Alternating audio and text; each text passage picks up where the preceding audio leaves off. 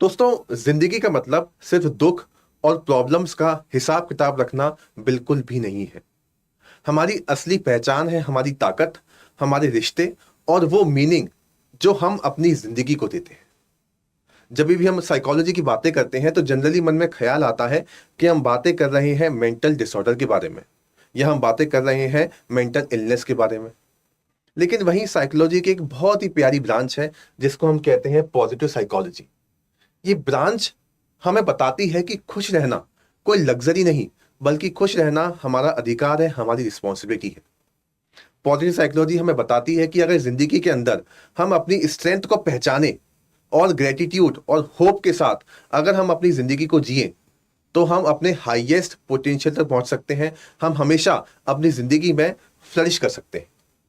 और जैसा कि साइकोलॉजी के बारे में हम जानते हैं कि एक साइंटिफिक डिसिप्लिन है, मतलब ये सारी की सारी बातें प्रूव हो चुकी हैं कि अगर हम अपनी स्ट्रेंथ के हिसाब से काम करें, अपने पोटेंशियल को पहचानें, ग्रेटिट्यूड और होप के साथ जिंदगी जिए, तो डेफिनेटली हम सक्सेसफुल हो सकते हैं। तो आज इसी साइंस को हम समझने की कोशिश करेंगे। हम समझेंगे कि ये ब्रांच जो है पॉजिटिव साइकोलॉजी कैसे इमर्ज हुई इन द फील्ड ऑफ साइकोलॉजी। आगे बढ़ने से पहले हमें थोड़ा सा इसका एक बैकग्राउंड देखना पड़ेगा कि हुआ क्या था पास्ट में और कैसे ये हम अभी यहां पर आए। जैसे कि मैं आपको बता दूं, positive psychology most emerging field है in the field of psychology.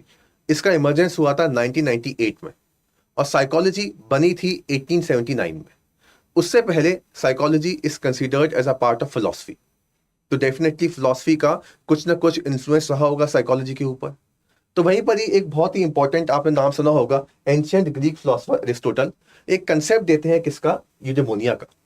ये बताते हैं कि अगर हमें अपनी जिंदगी को फ्लरिश करना है तो हमें अपने अंदर अच्छी वर्च्यूज को डेवलप करना पड़ेगा, अच्छी क्वालिटीज को डेवलप करना पड़ेगा, और उसी के थ्रू हम अपनी जिंदगी को फ्लरिश कर सकते हैं, अपने हाईएस्ट पोटेंशियल तक पहुंच सकते हैं। वहीं हम बात करें इंडियन फिलोसफी की, तो वहां पर भी आनंदा का कंसेप्ट होता है, सेंस ऑफ ब्लिस का कंसेप्ट होता है। यहां पर बात की जाती है माइंड बॉडी स्पिरिट की, यहां पर बात की जाती है इमोशनल रेजिलियंस की। इसे बताया जाता है कि अगर हमें स्ट्रांग बनना है तो हमें अपने माइंड बॉडी और स्पिरिट तीनों को कंट्रोल में रखना पड़ेगा, तीनों को बैलेंस में रखना पड़ेगा। अगर हम तीनों को बैलेंस में रखते हैं तो हम एक रेजिलियंट पर्सनैलिटी बन के उभरते हैं। वही हम बात करें बुद्धिज्म की, तो वहां पर भी कंपैशन की बातें होती हैं, वहां पर भी बातें होती है माइंडफुलनेस की। वहां पर बात की जाती है कि नॉन अटैचमेंट होना चाहिए, desires are the root cause of sorrow. आप इच्छाओं से दूर रहिए तो आप डेफिनेटली अपने आप को खुश रख पाएंगे। और इसके अलावा चाइना का जो स्कूल है, कन्फ्यूशियस स्कूल, वहां पर भी काफी सारी बातें होती हैं जो बोलते हैं कि वर्च्यू, हार्मनी का होना बहुत इंपॉर्टेंट है अगर आपको ह्यूमन को फ्लरिश करना है तो। इन द सेम वे अलग अलग ट्रेडिशन में, अलग अलग रिलीजन में ये सारी बातों के बारे में मेंशन है, लेकिन इन सारी बातों को हम फॉलो नहीं कर पाते। आप देखिए, इंडिया में हम लोग रिलीजियस हैं, लेकिन अपने रिलीजन की जो वैल्यूज हैं हम इनको फॉलो नहीं कर पाते क्योंकि हमारी लाइफ स्टाइल ऐसी हो चुकी है। तो पॉजिटिव साइकोलॉजी ब्रांच बिल्कुल नहीं है, लेकिन इसका इमरजेंस, इसका इन्फ्लुएंस इन सारे स्कूल से होकर निकलता है। उसके बाद क्या होता है, साइकोलॉजी जो होती है एक बिल्कुल अलग से ब्रांच बनती है और दो इंपॉर्टेंट नाम इसके अंदर निकल के आते हैं। The first name you can see over here, William James. The second name is John Dewey. जो विलियम जेम्स है ये काफी इंपॉर्टेंट नाम है साइकोलॉजी की फील्ड में। विलियम जेम्स ने साइकोलॉजी के अंदर एक बहुत ही इंपॉर्टेंट स्कूल दिया था। उस स्कूल को बोला जाता है school of functionalism. William James ये बताते थे कि साइकोलॉजी के प्रिंसिपल्स को हम प्रैक्टिकली कैसे अप्लाई कर सकते हैं। इसके अलावा ये इस बात पे ही फोकस करते थे कि साइकोलॉजी का मतलब सिर्फ इतना नहीं है कि आपने मेंटल इलनेस को क्योर कर दिया, बल्कि साइकोलॉजी सही मायने में वो होती है कि आप माहौल ऐसा बनाएं कि लोगों को मेंटल इलनेस हो ही ना। तो इनका दावा था कि हमें लोगों की स्ट्रेंथ और लोगों की हैबिट पर ज्यादा जोर देना है, हमें ये डेवलप कराना है लोगों के अंदर, इनको पहचानना है, ऐसा विलियम जेम्स बोलते थे। इसके अलावा जॉन डिवाय एक बहुत ही इंपॉर्टेंट नाम है, एजुकेशनल फिलोसोफर रहे हैं ये। एजुकेशन के लिए इन्होंने काफी कुछ बताया है। ये बताते थे कि एजुकेशन का मतलब सिर्फ इतना नहीं है कि बच्चे के मार्क्स अच्छे आ जाएं, उसकी ग्रेड अच्छी आ जाए।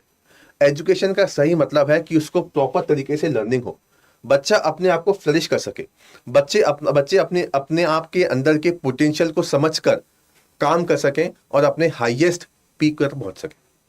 तो इस तरीके से आप देखोगे ये दो इंपॉर्टेंट फिलोसफर या दो इंपॉर्टेंट आप नाम देखेंगे, यहां से शुरुआत होती है। These are the modern precursor to positive psychology, और ये काफी कुछ कंट्रीब्यूट भी करते हैं in the field of psychology.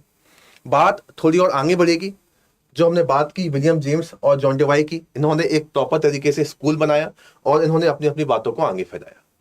अब जब हम इस तरीके से बातें करेंगे तो हमें बिल्कुल भी इग्नोर नहीं करना है कि इंडियन फिलॉसफी के अंदर भी ये सारे कंसेप्ट के बारे में मेंशन है।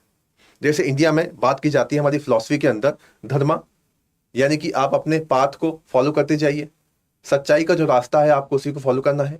यहाँ पर आप देखेंगे इक्विएनिमिटी का कंसेप्ट है, यानी कि आपको हमेशा अपना इमोशनल रेजिलियंस बना के चलना है, चाहे दुख हो या सुख हो, अच्छा हो बुरा हो, लेकिन आपके इमोशन को हमेशा कंट्रोल्ड तरीके से काम करना चाहिए। सेवा का कंसेप्ट है, कंपैशन का कंसेप्ट है, आनंदा, जो भी आप काम करते हैं आपको उसमें सेंस ऑफ ब्लिस मिलना चाहिए। तो ये सारी बातें आप देखोगे इंडियन रिलीजन के अंदर भी है।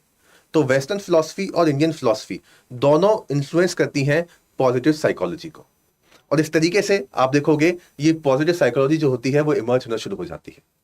और इसके बाद सबसे इंपॉर्टेंट नाम आप देखोगे, ये हमने इंडियन रूट देखे, इसके बाद सबसे इंपॉर्टेंट नाम आप इसमें देखेंगे आते हैं कार्ल रॉजर्स और एब्राहम मास्लो। ये होते हैं ह्यूमनिस्टिक साइकोलॉजी वाले। 1950 की हम बात कर रहे हैं, तो हमने शुरुआत से देखा ओरिजिन, अब हम आ गए 1950s और 1960s पर। यहां पर मैस्लो और रॉजर्स ये भी बताते हैं कि ह्यूमन पोटेंशियल को पढ़ना बहुत इंपॉर्टेंट है। अब इससे पहले क्या हुआ करता था, इससे पहले साइकोलॉजी के अंदर जितनी भी रिसर्च हुआ करती थी वो एनिमल्स पर हुआ करती थी और फिर रेप्लिकेट कर दी जाती थी ह्यूमंस के ऊपर। इन्होंने ये बोला कि नहीं, हमें इन सब से दूर हटना है, हमें ह्यूमन को पढ़ना है, हमें ह्यूमन पोटेंशियल को समझना है, हमें उनकी स्ट्रेंथ को समझना है, उनकी ज़रूरत क्या है, उनकी नीड क्या है, हमें उनको मोटिवेट करना है। जैसे आप सब लोगों ने मैस्लो का हायरार्की ऑफ नीड देखा होगा, जहाँ पर बात की जाती है कि हमें लोगों की सबसे पहले बेसिक नीड को पूरा करना है, उसके बाद हमें उनको सेफ्टी देनी है, फिर हमें उनको एस्टीम देना है, प्यार देना है, और फिर अपने आप ही क्या होंगे, वो अपने हाईएस्ट पोटेंशियल जिसको हम बोलते हैं सेल्फ एक्चुअलाइजेशन, वहां तक पहुंच जाएंगे। और इसी तरीके से कार्ल रॉजर्स जो है वो भी क्या देते हैं, अपनी पर्सन सेंटर थेरेपी। वो बोलते हैं कि हमें लोगों के अंदर ऑथेंटिसिटी देखनी है, लोगों के अंदर एम्पैथी डेवलप करनी है, और लोगों को यूपीआर यानी कि अनकंडीशनल पॉजिटिव रिगार्ड देना है। इसका मतलब हमें कोई शर्त नहीं रखनी, हमें उनको पॉजिटिव रिगार्ड देनी है बिना किसी कंडीशन के, हमें उनको सपोर्ट करना है, हमें उनको इंकरेज करना है। तो इस तरीके से ह्यूमनिस्टिक साइकोलॉजी एक बहुत ही बड़ी ब्रांच निकल के आती है जो डायरेक्टली इन्फ्लुएंस करेगी पॉजिटिव साइकोलॉजी को। ये हमने देखे कुछ प्रीकर्सर। अब हम देखेंगे कि पॉजिटिव साइकोलॉजी इमर्ज कैसे हो रही है। इन सब से इन्फ्लुएंस होकर फिर बनता है सबसे बड़ा स्कूल और सबसे मजबूत स्कूल, जिसको हम कहते हैं पॉजिटिव साइकोलॉजी। अब जन्म हो गया किसका, formal birth of positive psychology. ये बात हम कर रहे हैं 1998 की। यहां पर बहुत ही इंपॉर्टेंट पर्सन निकल के आते हैं, उनका नाम है मार्टिन सेलिगमैन, 98। अब मार्टिन सेलिगमैन बनते हैं प्रेसिडेंट। किसके प्रेसिडेंट बनते हैं, अमेरिकन साइकोलॉजिकल एसोसिएशन के नए प्रेसिडेंट, एपीए इसका नाम होता है। और मार्टिन सेलिगमैन ये 3 चीजों पर फोकस करते हैं। ये बोलते हैं कि साइकोलॉजी के ये 3 मिशन होते हैं। सबसे पहला मिशन कि आपको मेंटल इलनेस को क्योर करना है, उसके बाद to help all people lead more productive life, और to identify and nurture exceptional talent into them. ये 3 ऑब्जेक्टिव रखे जाते हैं साइकोलॉजी के बाय मार्टिन सेलिगमैन। इसके बाद मार्टिन सेलिगमैन बोलेंगे कि हमें इन सारे पॉइंट पर ही फोकस करना है। जैसे कि हमें फोकस करना है कि लोगों के अंदर हम हैप्पीनेस को डेवलप करें, लोगों के अंदर ऑप्टिमिज्म को डेवलप करें, लोगों के अंदर स्ट्रेंथ, उनकी स्ट्रेंथ को पहचाने ताकि वो वेलबींग उनकी प्रॉपर तरीके से हो सके। तो अब देखिए, अब पूरा का पूरा चेंज हो गया। ये एक प्रोएक्टिव अप्रोच है। जनरली हम काम बाद में करते हैं। जैसे इंडिया के अंदर आप देखोगे तो youth they are committing suicide, उसके बाद हम एक्शन ले रहे हैं। लेकिन हम माहौल ऐसा बनाए कि ऐसी नौबत ही ना आए। हम माहौल ऐसा बनाए कि काइंडनेस हो, लोग बच्चों की स्ट्रेंथ को पहचाना जाए ताकि वो उस पॉइंट तक पहुंच ही ना पाए कि उनको सुसाइड कमिट करना पड़े। तो पॉजिटिव साइकोलॉजी एक प्रोएक्टिव अप्रोच है कि आप पहले से ही सब कुछ ठीक कर दो, आप एनवायरनमेंट को पहले से ही ठीक कर दो ताकि बाद में दिक्कतें ही निकल के ना आए। तो इस तरीके से ये 3 इनके मेजर फोकस रहेंगे और इन पर फोकस करने की ये बात बोलते हैं। और वहां पर ये जो बन गए प्रेसिडेंट, आप देखोगे मार्टिन सेलिगमैन ये करेंगे कि इलनेस पे हम बात करते थे बीमारियों की, अब हम बात करेंगे वेलबींग की। तो ये जो 98 जो ईयर था, ये एक टर्निंग पॉइंट निकल के आता है in the field of psychology. जो सेलिंगमैन होते हैं वो अर्ज करते हैं कि साइकोलॉजी को हमें रीबैलेंस करना पड़ेगा। इसके अलावा ये बोलते हैं, जो मैंने आपको 3 पॉइंट बताए, पहला पॉइंट क्या था? पहला पॉइंट, आपको मेंटल इलनेस को क्योर करना है। तो हुआ क्या था, जब वर्ल्ड वॉर 2 हुआ था तो मैक्सिमम ध्यान इसी पे ही था, सारी की सारी एनर्जी इसी पे लगा दी गई कि कैसे हम मेंटल इलनेस को क्योर कर सकते हैं। तो इस टाइम पर ध्यान दिया जाता था कि डिसऑर्डर्स क्या है, लोगों में सिम्टम्स क्या क्या है, सिम्टम्स देखकर आपने उनको दवाई दी और काम खत्म। तो ये एक तरीके का डिसीज सेंटर्ड मॉडल था, जहां पर इसको हम डेफिसिट मॉडल ही बोलते हैं। आपने लोगों की कमियों को देखा और उनको पूरा कर दिया। अभी हम स्ट्रेंथ की बात नहीं कर रहे, लोगों के पोटेंशियल की बात बिल्कुल भी नहीं कर रहे। उसके बाद मिशन नंबर 2 की जो उन्होंने बात की, help people lead productive lifes. उसके बाद हमें क्या करना है, वो तो हो गया, पोस्ट वर्ल्ड वॉर 2 के बाद आप मेंटल इलनेस को क्योर कर रहे हो, लेकिन अब आप क्या करो, आप लोगों के अंदर रेजिलियंस डेवलप करो, लोगों के अंदर पर्पस देखिए, लोगों का ऑप्टिमिज्म देखिए, और इन सबको देखकर आप उनकी एजुकेशन, आप उनका वर्क प्लेस बेटर करने का कोशिश कीजिए। तो ये जो वैल्यूज है ये हमको डेवलप करना है। और इसके अलावा हमें लोगों की इनर स्ट्रेंथ को पहचानना है। हमें देखना है कि लोगों के अंदर टैलेंट कितना है, उनकी एक्सेप्शनल स्ट्रेंथ कितनी है। तो हमें कुछ ऐसे टेस्ट बनाने हैं जिससे हम समझ सकें, अगर किसी कोई डांस में अच्छा है, कोई साइंस में अच्छा है, या कोई बुक पढ़ने में अच्छा है, कोई आर्ट एंड कल्चर में अच्छा है, तो ये जो ह्यूमन पोटेंशियल है हमें इनको पहचानना है। अब आप देखिए इंडिया में, हम यहाँ पे देखेंगे आसपास, इन सब के बारे में बिल्कुल ही बात नहीं होती। इनको पहचानना बहुत इंपॉर्टेंट है, और पहचानने के बाद इसी में ही बच्चे को ग्रो कराना बहुत इंपॉर्टेंट है। तो इस तरीके की बात जो होते हैं मार्टिन सेलिगमैन करते हैं, और वो कहते हैं कि वर्ल्ड वॉर 2 में हमने फोकस किया पहले वाले पॉइंट पर, देखो, mission in curing mental illness, लेकिन पॉजिटिव साइकोलॉजी काम करेगी to restore the other 2 mission, enhance wellbeing and cultivating human potential. तो वर्ल्ड वॉर 2 में आपने जो किया वो ठीक है, कोई दिक्कत की बात नहीं है, उसके बाद आपने लोगों को क्योर किया, लेकिन अब हमारा फोकस क्या है, अब हमें फोकस करना है रीस्टोर द अदर 2 मिशंस जो हमने बात की। ठीक है, तो मिशन नंबर 2 जैसे हम बात करें इसमें, तो पहला मिशन कौन सा हो गया, ये वाला, ये वर्ल्ड वॉर 2 के बाद कर लिया। उसके बाद हमें फोकस करना है इसके ऊपर, और हमें फोकस करना है इसके ऊपर। ऐसा मार्टिन सेलिगमैन ने अपने पॉजिटिव साइकोलॉजी के स्कूल में बताया, और ये इनके मेजर पॉइंट रहेंगे। इसके बाद मार्टिन सेलिगमैन से ही इंस्पायर होकर कुछ लोग और निकल के आते हैं। जैसे आप देखोगे एक मिहाली, मार्टिन सेलिगमैन के बाद सेकंड इंसान निकल के आते हैं। और उसके बाद आप देखोगे third important name, Christopher Peterson. ये तीनों पॉजिटिव साइकोलॉजी के फाउंडिंग आर्किटेक्चर हैं। इन्होंने इस ब्रांच को और आगे लेके गए, इन्होंने इस ब्रांच को और फेमस कराया, और इन्होंने ये सब चीज़ों को साइंटिफिक तरीके से प्रूव किया कि अगर आप होप रखते हो, अगर आप ग्रेटिट्यूड रखते हो, अगर आप अपने अंदर काइंडनेस को जनरेट करते हो, तो उससे बेटर रिजल्ट निकल के आते हैं। जैसे सेलिगमैन ने हमें ये कुछ 5 प्रिंसिपल्स के बारे में बताया था, जिसको हम कहते हैं परमा प्रिंसिपल।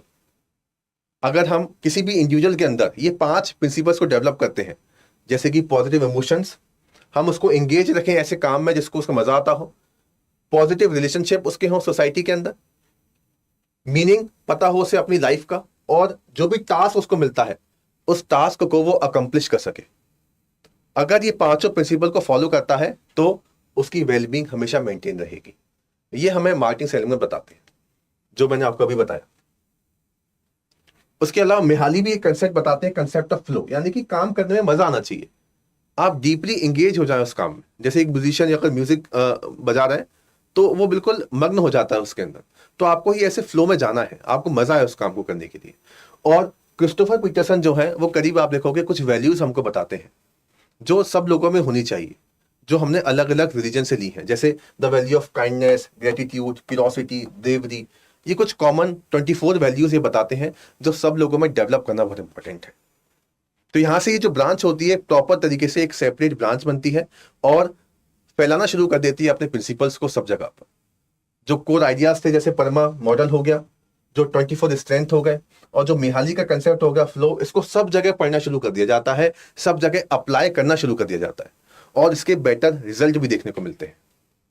जैसे कि फॉर एग्जाम्पल आप देखोगे एजुकेशन में, आप देखोगे क्लिनिकल प्रैक्टिसेस के अंदर, पहले के टाइम पर जो क्लिनिकल प्रैक्टिसेस हुआ करती थी वहां पर हम मेन फोकस था डिसीज, आपने डिसीज को पहचाना, क्योर किया और आपका काम हो गया।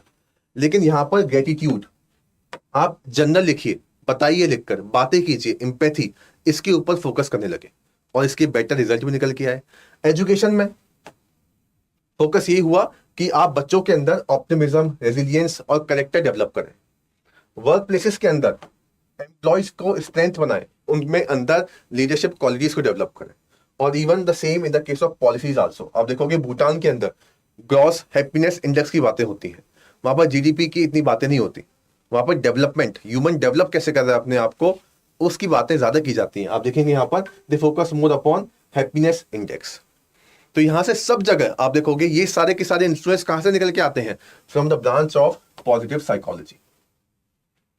और इसके अलावा आपने सुना होगा, जैसे हम दिल्ली की बात करें, हैप्पीनेस करिकुलम जो दिल्ली एजुकेशन के अंदर है, हैप्पीनेस करिकुलम के अंदर अलग से सेशन होता है बच्चों का, जहां पर उनके अंदर emotional resilience, emotional awareness, gratitude, kindness, ये सब बातें डेवलप की जाती हैं। ये सब कुछ कैसे निकल के आया? ये सब कुछ निकल के आया because of the school of positive psychology. Even west में भी आप देखोगे काफी सारे ऐसे स्कूल्स हैं जो पॉजिटिव साइकोलॉजी के ऊपर फोकस करते हैं। Even in community and public policy, Bhutan की जो हमने बात की, तो सब जगह ये जो ब्रांच होती है फैल जाती है और सब जगह लोगों को मोटिवेट करना शुरू कर देती है। लेकिन अभी भी आप देखोगे काफी कम लोग हैं जो इस ब्रांच से पूरी तरीके से अवेयर हैं। तो हमारा ये हक है कि हमें रिस्पॉन्सिबिलिटी है हमारी कि हम लोगों को अवेयर करें, कि लोगों को परमा प्रिंसिपल्स के बारे में बताएं, लोगों को बताएं कि उनको अपने फ्लो में इन्वॉल्व होना है, ताकि वो अपनी वेलबींग को प्रॉपर तरीके से मेंटेन कर सकें, अपने आप को फ्लरिश कर सकें। तो ये बात होती है पॉजिटिव साइकोलॉजी की। और जो जैसे कि मैंने आपको बताया, ये कुछ ऐसा नहीं कि एकदम से निकल के आ गई, इसके प्रॉपर प्रीकसर है। हमने पूरा ओरिजिन इसका देखा कि कैसे एंशिएंट फिलोसफर्स आए थे, ग्रीक फिलोसफर एरिस्टोटल ने बताया, उसके बाद हिंदुज्म में भी इसके बारे में मेंशन है, अलग अलग रिलीजन के में भी इसके बारे में मेंशन है। और फिर प्रॉपर तरीके से स्कूल कब बना? 1998 में। इसके अलावा हमने कुछ नाम भी देखे, विलियम जेम्स, जॉन डेवाय और मैस्लो और कार्ल रॉजर्स। तो ये इसके प्रीकर्सर हो गए। 98 में सेलिंगमैन बनते हैं प्रेसिडेंट ऑफ एपीए और वहां से अनाउंस करते हैं कि हमें मेंटल इलनेस के अलावा लोगों की स्ट्रेंथ और लोगों को डेवलप करना है, इस पर ही फोकस करना चाहिए। और वहां से ये स्कूल अलग तरीके से एक फॉर्मल लॉन्च हो जाता है 1998 में, जहां पर इसको एक साइंटिफिक फ्रेमवर्क बना दिया जाता है। और ये आप ध्यान दीजिए, ये सारे के सारे साइंटिफिकली प्रूवन प्रिंसिपल्स हैं। तो हमें इन सब चीज़ों को डेवलप करना सीखना चाहिए और सिखाना भी चाहिए।